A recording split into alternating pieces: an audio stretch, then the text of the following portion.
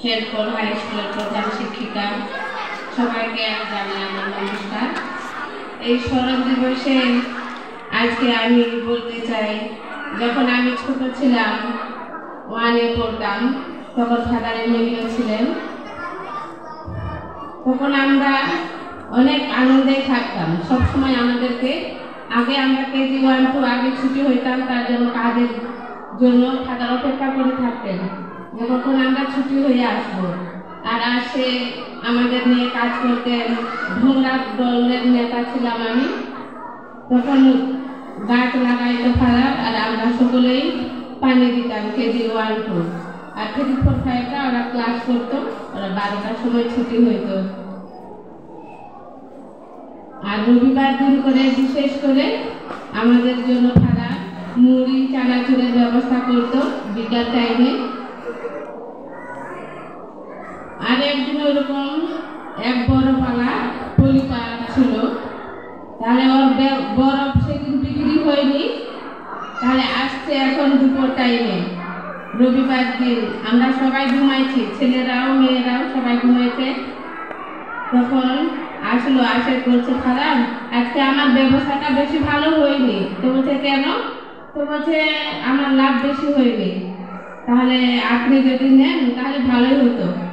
তাহলে ফাদার বলছে ঠিক আছে, তাহলে এখন ছেলেদের দিকে আগে বরফ দিয়েছে, তারপরে আমাদের ওইদিকে গেছে হোস্টেলে, এদিকে মেয়েরা থাকতো। তারপরে বলছে যে আমরা তো ঘুমায় আছি, তখন ছেলেরা যায় ডাকছে, এই মেয়েরা উঠো উঠো উঠো, বরফ খাবে তো উঠো। তখন আমরা আবার বলতেছি বরফ খাবো, ফাদার ডাকছে। তখন আমরা সবাই উঠলাম, উঠার পরে সবাই লাইন করে আছি বরফওয়ালার ওখানে, আর সবাই একটা করে বরফ নিচ্ছি, চলে যাচ্ছে। আর বরফওয়ালা গুনতেছে কয়টা বরফ হলো। যাই ফাদার আবার ওই বরফওয়ালাকে টাকা দিল। তারপরে অনেক ইয়াই ছিলাম আমরা, অনেক কাজ করতো আমাদেরকে নিয়ে, সবসময় আনন্দেই থাকতাম। আর দুপুরের সময় আমরা যখন খাইতে যাইতাম, তখন আমাদের টেবিলে ফাদার যায় বসতো, দেখতো যে কোন ছেলে বা কোন মেয়ে আসেনি, এখনো খাচ্ছে না, দেখতো। আর সবসময় ছেলে মেয়েদের নিয়ে অনেক আনন্দ করতো। আর ফাদারের কাছে তো অনেক ছেলে মেয়ে এরকম, আর তখন কিন্তু বোর্ডিংয়ে অনেক অরফান ছেলে মেয়ে ছিল, সংখ্যা বেশি। তাহলে ছুটির সময় সবাই বাড়িতে যাইতো, আর যারা অরফান ছিল তারা এখানেই থাকতো, এখানে ফাদার রাখতো তাদের। আর যেদিন আমরা বাড়ি থেকে বোর্ডিংয়ে আসবো, সেদিন আগেই ফাদার ছেলেদের দিকে একটা বস্তা, মেয়েদের দিকে একটা বস্তা রাখতো। আমরা যখন মুড়ি ডুম্বু সিনুম পিঠে এগুলো আনতাম, আর ফাদার ওগুলো জমা নিত, বলতো যে এগুলো সবাই মিলে ভাগ করে খাইতে হবে, কারণ বাক্সে রাখা যাবে না, কারণ বাক্সতে রাখলে ছাড় পোকা হবে, ইঁদুর হবে। এই জন্য সব মুড়িগুলো সে জমা নিত।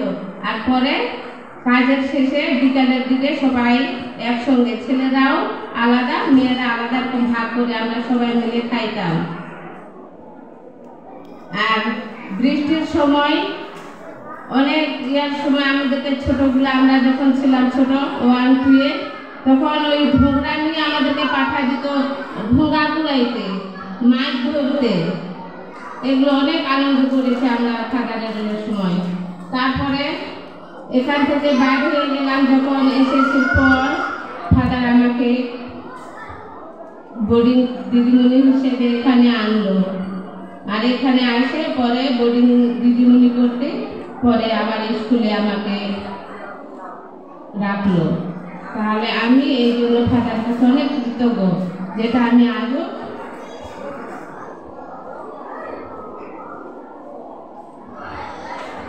ভুলতে পারি না। ফাদার ছিল আমার বাবার মতো।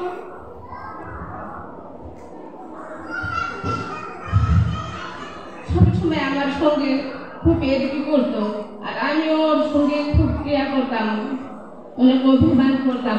আগে ফাদার যদি এই পাশ দিয়ে যায়, আমি যাই অন্যদিকে।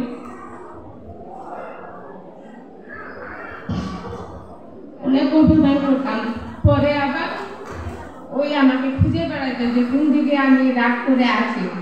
একদিন ওরকম আমার সঙ্গে ওর কি যে বললো, তো আমিও রাগ করলাম। রাগ করার পরে ভাত খাইতে যাইনি, তখন আমি শুয়ে আছি।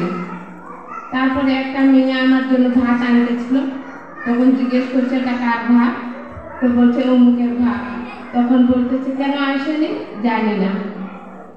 তারপরে ওই এখন যাই আমরা যে রুমে ঘুমাই ওই রুমে যাই দেখতেছে আমি শুয়ে আছি। তখন ওই আবার সিস্টার ছিল ফিরমিনা, তখন সিস্টারকে বলছে একটা মেয়ে না খেয়ে ঘুমায় আছে আর আমার উপরে রাগ করেছে। তখন সিস্টার আবার আসলো, আসে দেখতেছে আমি শুয়ে আছি, তো ডাকে উঠে বলতেছে কি হয়েছে, কেন রাগ করেছে? তো বলছে কিছু হয়নি। তো ফাদার জিজ্ঞেস করছে ভালো করে জিজ্ঞেস করেন কি হয়েছে, আমাকে এড়িয়ে যাচ্ছে কেন, এরকম বলছে। তখন আমি সিস্টারকে বলছি সিস্টার ফাদার আমাকে চোর মারলো। কেন? তাহলে ফাদার বলছে কেন মারলাম? তাহলে নিড়ানির দলের হেড ছিলাম আমরা কাজ করতেছিলাম, তখন নিড়ানির কোন মেয়ে যে রাখে আসছে আমি তো খেয়াল করিনি, এটার জন্য আমাকে মারলো। কিন্তু আমি তো তখন আমার ভুলটা আমি বুঝতে পারিনি।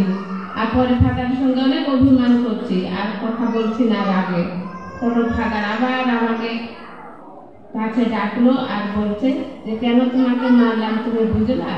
তা আমি বলছি হ্যাঁ ফাদার, আমি খেয়াল করতে পারিনি যে সবাই নিরানিগুলো জমা দেয়নি। এরকম করে মানে নিজের বাবার মতনই খুব ইয়া করতো। আমি যখন তখন আমাকে ডাকতো,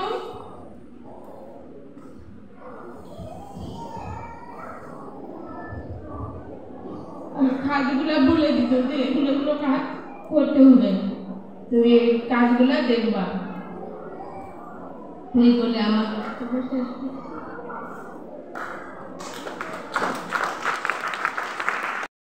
শুনলেন, আবার আমাদের শুনলেন।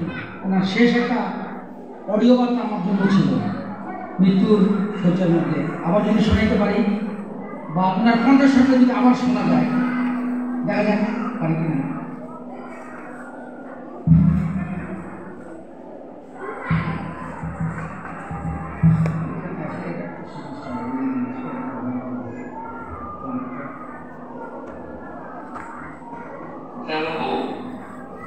Como está?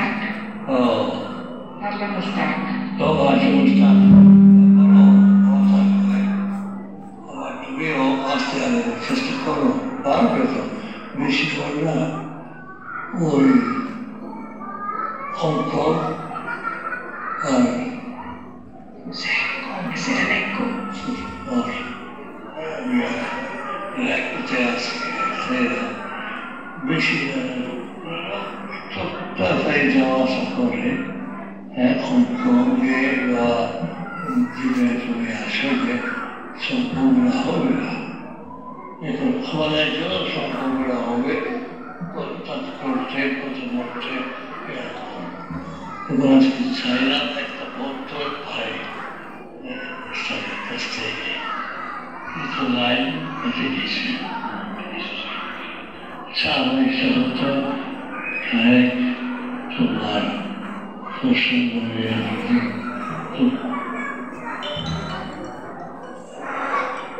সঙ্গে এটা আমার শেষ অডিও বার্তা ছিল না মৃত্যু শয্যায়। ধন্যবাদ জানাই মেয়েকে সহযোগিতার জন্য এবং সদ্য অবস্থা কামালকে ওনার সেই অডিও ক্লিপ আমাদের সামনে স্মৃতিচারণ করার জন্য।